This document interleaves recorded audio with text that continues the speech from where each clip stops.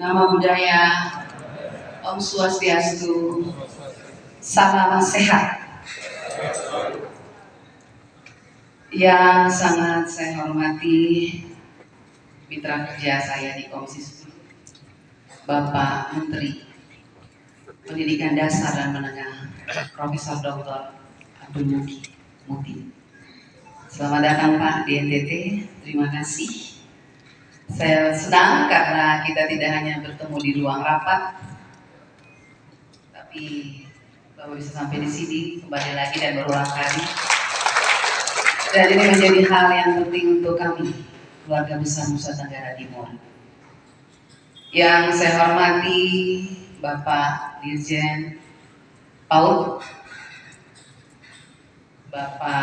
Ibu Dirjen GTK Permunu, dan yang saya hormati Bapak Gubernur, Bapak Wakil Gubernur, semua Bapak Bupati, Bapak Ibu, kalau ada Ibu Bupati sini ada.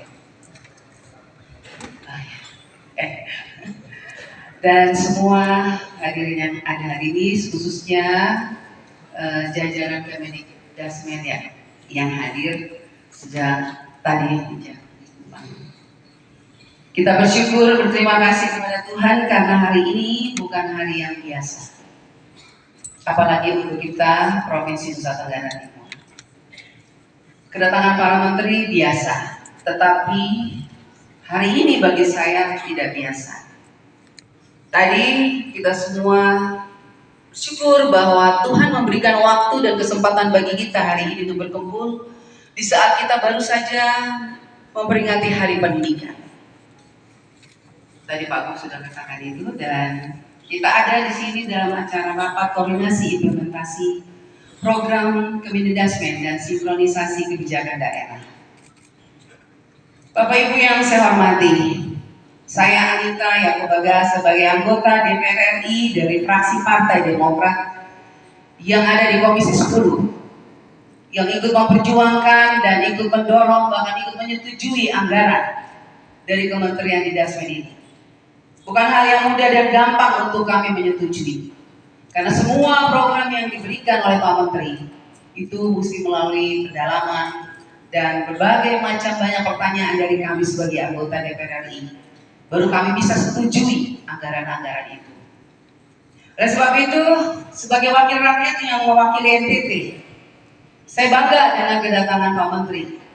Tapi sempat ada rasa prihatin dengan apa yang dipaparkan oleh Prof. Nunut tadi. Bahwa sampai saat ini masih ada, kita masih kekurangan kebutuhan guru, tetapi kita juga masih kekurangan kepala sekolah. Nah, ini menjadi PR besar untuk Pak Gubernur dan semua Bapak Ibu Bupati. Kalau tidak ada, cukup banyak tadi 1000 lebih kepala sekolah yang tidak ada, Ibu ya. Sekolah yang tidak ada kepala sekolah. Padahal kita tahu peranan penting dari seorang kepala sekolah itu sangat penting. Apalagi kita bicara soal dana BOS, kita bicara soal revitalisasi. Saya sangat menyedihkan 1000 sekolah yang tidak ada kepala sekolah itu. Kasihan, saya tidak tahu sekolah apa itu, tapi itu hal yang sangat menyedihkan, memprihatinkan menurut saya. Kita bersyukur, apalagi saya dari Pak Gub mengatakan percuma Ibu Anita keraskan di sana kalau tidak berdampak untuk NTT. Iya betul. Saya kencang, saya keras di sana, saya bahkan minta kementerian tambah anggaran bila perlu. Apalagi saat ini saya sudah ada di badan anggaran, saya baru ngomong sama Pak Menteri kita kerja keras untuk NTT. Tetapi catatan penting untuk Pak Gubernur dan semua kepala daerah hari ini. Saya boleh kencang setengah mati di sana, anggaran boleh besar. Tetapi kalau Bapak Gubernur dan semua Bapak kepala daerah diam, nggak bisa juga dana itu terserap dengan baik. Tidak bisa semua program itu terserap dengan baik. Ini contoh kecil, masalah kecil sebetulnya. Kepala sekolah. Apakah Bapak Gubernur dan Bapak Ibu kepala daerah merasa kepala sekolah itu tidak penting? Satu contoh itu kecil sekali, tapi itu dampaknya besar. Saya berharap mungkin Bapak-Bapak Bupati dan Bapak Gubernur tolong dilihat sekolah mana itu yang tidak ada kepala sekolahnya. Tolong Pak, siapa tahu itu sekolah yang rusak, dia butuhkan revitalisasi.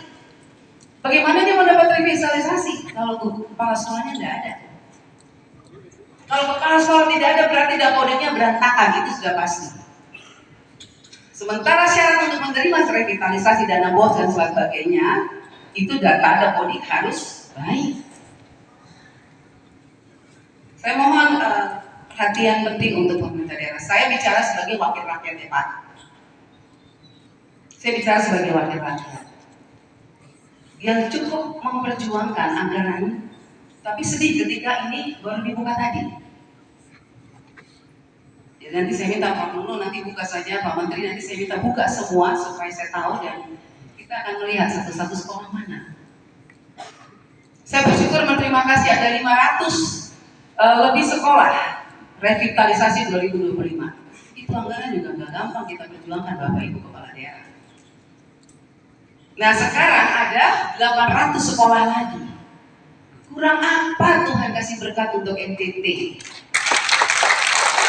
Tidak main-main Tuhan memberikan berkat itu untuk kita, tapi bagaimana Bapak Gubernur, Bapak Ibu Kepala Daerah melihat ini? Tolong diperhatikan kalau mau lihat NTT baik dan maju ke depan pendidikannya. Ya, jadi sekali lagi mohon maaf, saya sebagai wakil rakyat saya bicara. Karena sampai kemarin pun Pak Gub, Bapak Wakil Gubernur dan Bapak Ibu Kepala Daerah masih ada kok guru yang menangis datang ke saya, kemarin masih ada. Karena mereka dipindahkan dari swasta ke negeri. Saya bilang itu sudah tidak ini lagi Ibu, tapi kami dilakukan seperti itu Ibu Anita. Padahal tadi kan jelas boleh sekarang. Makanya penting pimpinan daerah itu tahu pendidikan, tahu aturan pendidikan itu seperti apa. Ternyata kalau Bapak Ibu Kepala Daerah tidak paham aturan dari Kemendikbudristek, tidak paham dari pusat, yang berdampak itu guru-guru kita di sini. Dan mereka larinya ke saya sebagai wakil rakyat. Kasihan, jadi kita yang menciptakan persoalan sendiri di daerah kita.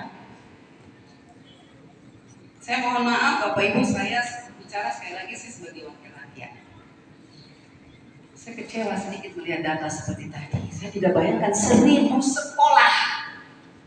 Kalau satu sekolah dapat 1 miliar saja sudah berapa sekolah yang bisa kita bantu?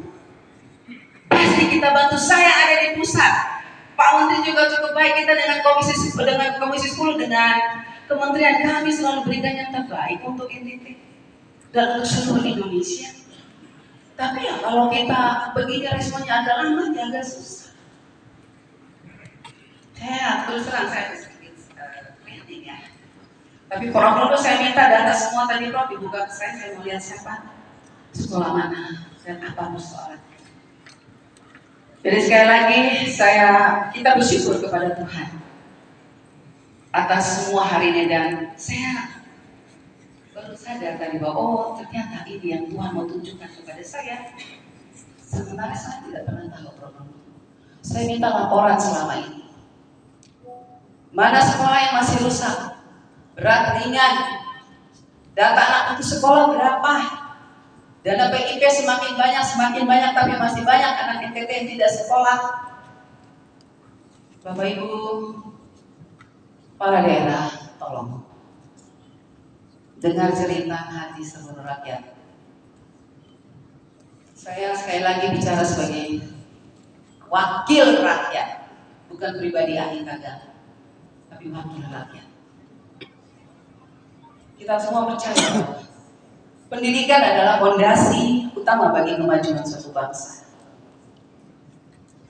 Kita tahu itu. Tidak ada bangsa yang besar tanpa guru yang kuat. Tidak ada daerah yang maju tanpa sekolah yang hidup.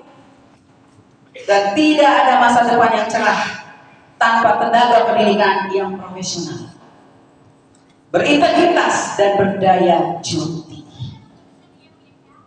Karena itu, saya berharap melalui pertemuan hari ini tidak menjadi sekedar tema seremonial seperti biasanya.